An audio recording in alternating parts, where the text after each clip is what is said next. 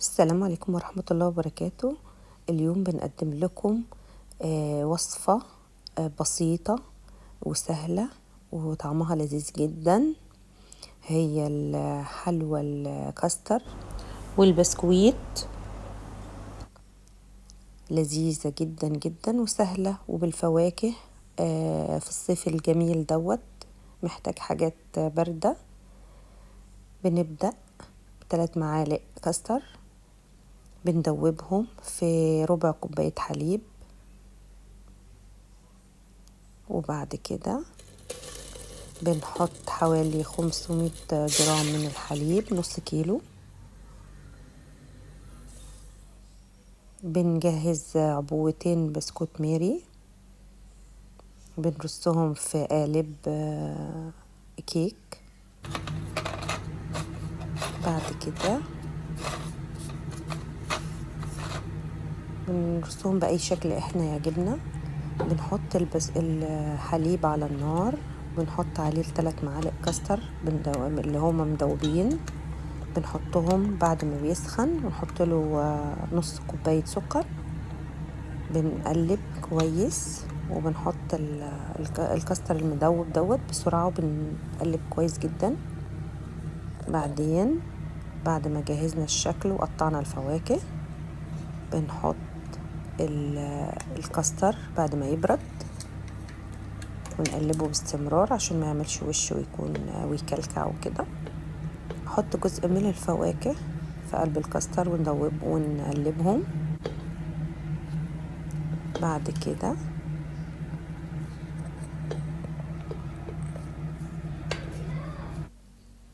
بنقلبهم كويس مع الكاستر الجاهز اللي احنا عملناه، وبنحط الفواكه مع الكاستر، بنحطهم كلهم في قلب قالب الكيك.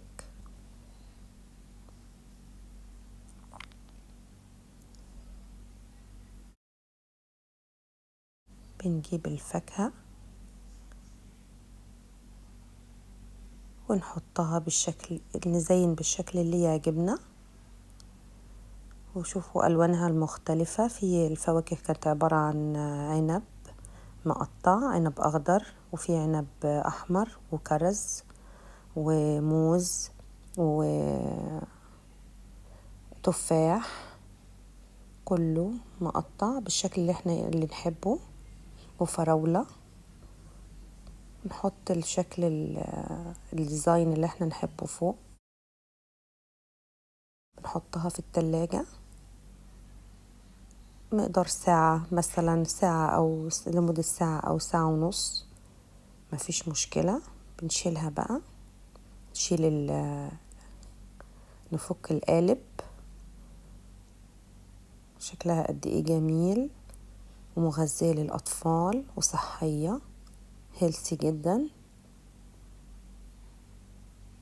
جميلة جميلة. حاولوا تجربوها، وبترطب كده في الصيف الصعب اللي احنا حاسين بالحر في كل مكان وفي كل الدول، حر رهيب. بس الحمد لله يعني بنحاول نعمل حاجة حلوة كده تفرح الأطفال وتخليهم ياكلوا. وده الشكل كان بتاعها، شكلها في الآخر، وطعمها خطيرة جدا بصراحة، لذيذة لذيذة لذيذة. شكرا لكم، ولو عجبكم الفيديو اشتركوا في القناة، ولا تنسوا التعليق والاشتراك. شكرا.